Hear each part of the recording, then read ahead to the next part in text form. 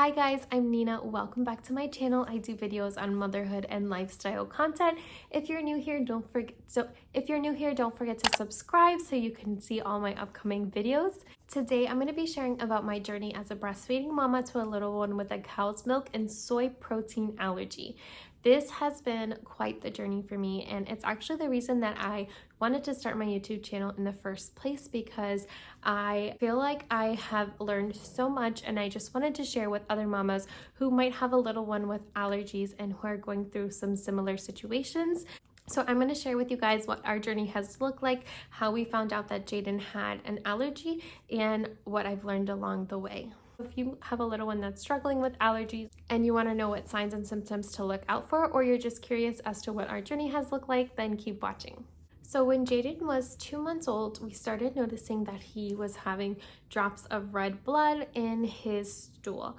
And that obviously immediately caused a lot of alarm and was very scary as a first-time mom and first-time parents. We called our doctor right away. So cow's milk protein allergy is actually a very common allergy. It's actually the #1 allergy in babies under the age of 1. However, I feel like it's not very commonly talked about. I had never even heard of this allergy before I found out that Jaden was diagnosed with it. A lot of times it gets mistaken for colic. A lot of moms who have fussy babies kind of just get written off, but there's actually often a root cause to why your baby might be crying all the time or might be fussy. So right around the age of when Jaden turned 2 months old, we started noticing that his stool was very mucousy and started having little red drops of blood in it. At first, we weren't sure what it was. We just noticed that there was some red in it, but then we started realizing that it could be possibly blood. We immediately called our doctor. We were very scared as new parents with our first baby. We were not sure what was going on, and we actually ended up in the ER that weekend, and it was a very scary experience.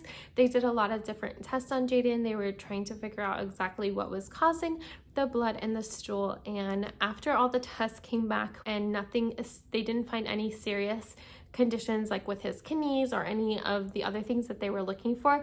They figured that it must be some sort of allergy that was causing a GI reaction, and that his gastrointestines were reacting to something that he was eating, which at that time he was only eating breast milk, so it was something that I was eating that was triggering him and causing the blood in his stool. He actually wasn't super unconsolable or crying all the time. I've heard that that's a common symptom to look out for, is if your baby is upset and very gassy and crying all the time.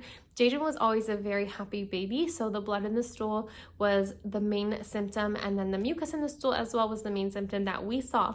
But symptoms can look very different for different babies. It can often be a hard stomach or green stool, lots of spitting up if they're spitting up more than normal. If your baby is overly fussy, it can often be mistaken for colic. Some doctors will write it off as colic, but it can actually be an allergy. So after that ER visit, we were referred by our pediatrician to a gastrointestinal or a GI specialist to talk about what we could do to help Jaden with this allergy.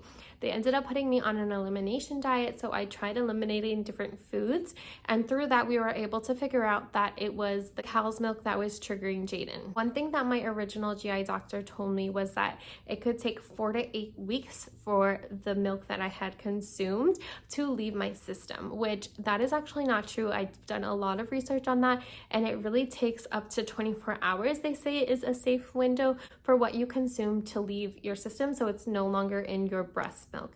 Now that's super important, because when you tell a mom that it takes 4 to 8 weeks something to leave their system that's hurting their baby, that's obviously very scary. And a lot of doctors will even tell moms to give their baby formula for a few weeks and just pump and then try going back to breastfeeding, which can kill your breastfeeding journey. I think it was so important that I was able to continue breastfeeding through the season, and even though it was a little scary because I wasn't sure if what I was eating was causing a reaction in my baby, I'm glad that we were able to just continue through it and push through it and kind of figure out together what worked for him and what didn't. I would definitely not suggest going straight to formula if that's something that you don't want to do. If you do want to continue breastfeeding, it is very possible. I actually ended up switching GI doctors because the one that I was going to first was so quick to turn to formula with everything. It was almost like that was the easy way out, is just go to formula, so then we can do an allergy friendly formula and you don't have to worry about anything.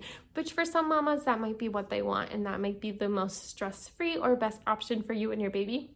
But for me, breastfeeding was something that I really wanted to continue doing, and I was willing to take certain things out of my diet in order to continue doing so. So definitely find a doctor that's going to support what you want and really hear you out, because I was very clear about what I wanted, and when I felt like the doctor wasn't really listening and was just kind of pushing me aside and telling me to do formula, I was not okay with that. So then I found a different doctor that was way more supportive and really heard me out and listened to what I wanted to do for my baby, which that's my tip for anything. It is like, just trust your gut and find people who are going to support what you want to do as a mom. It did take a few months for the symptoms to completely go away. We struggled for a few months of still seeing some mucus in his stool and every now and then seeing a drop or two of blood in the stool, which was probably because I didn't realize how much dairy and milk is in so many different products. Like for me, I first thought, okay, I just will eliminate milk and yogurt and cheese, but really it goes a lot deeper than that depending on your baby's sensitivity to it. Jaden was very, very sensitive. So even anything that was cooked with milk in it or processed in the same facility as milk in it, I had to eliminate everything before seeing all those symptoms completely clear up. Again, not every baby is the same. Some babies, it is just milk and yogurt and cheese, whereas other babies are more sensitive. So you kind of have to do a dairy ladder and figure out what sensitivity is affecting your baby. I know in the beginning, I was definitely accidentally consuming some milk, and that's why it took a little bit longer for his symptoms to completely clear up.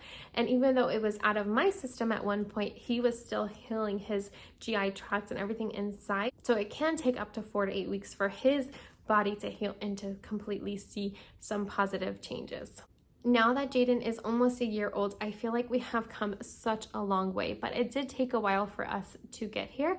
And so I want to share with you guys some tips that I learned along the way and some things that I wish I had knew at the beginning of this journey of having a little one with a cow's milk protein allergy. So the first thing that I wanted to share is to join a breastfeeding allergy support group. This helped me so much. There's plenty of groups out there, especially on Facebook. I found like 3 or 4 and just picked the one that I felt like I could relate to the most. But having other moms who were going through the same thing as me helped me so much in my journey. And having moms who are at different stages along, like when I first found out he had the allergy, having moms that had already been in the process for a few months and could share like different foods and different snacks and different things that I could eat that were safe for my baby. I remember at one point feeling like, okay, I have no idea what to eat. Like I didn't know what to eat. I feel like everything had milk or soy or something in it that could trigger my baby, and I was scared to even eat because I didn't want to cause a reaction to my little one. Like I would feel bad about it. So joining that support group helped me so much. It helped me learn about so many different food items that I had never even tried before that are allergy safe, and I can do another video on that if you guys are interested. I can show you all the snacks and the meals that I learned that we figured out how to eat and what to cook that were allergy safe for our little one. The second tip that I would give you is to read every label.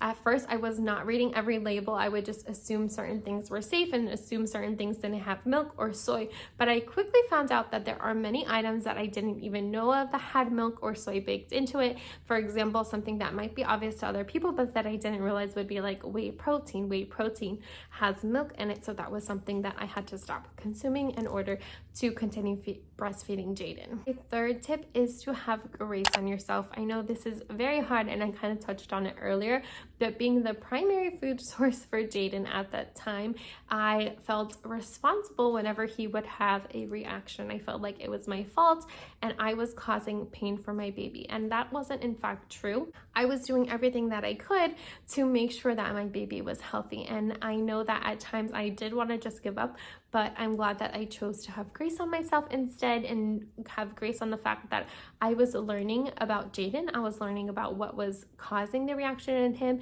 and I was also learning myself of how to stop causing that reaction for him and what I needed to eat and do clean eating. But all of that to say, have grace on yourself. Your diet can be a big change. We don't really realize how much the food that we consume plays a part into our everyday lives, not only at home when we're eating, but even socially. Like if we go out to eat or if we hang out with friends, what we usually do is eat. And so it can play a big role on your mental health as well as your physical and emotional health. So have grace on yourself. And my fourth tip would be don't give up. Particularly, don't give up breastfeeding if that's something that you want to continue to do.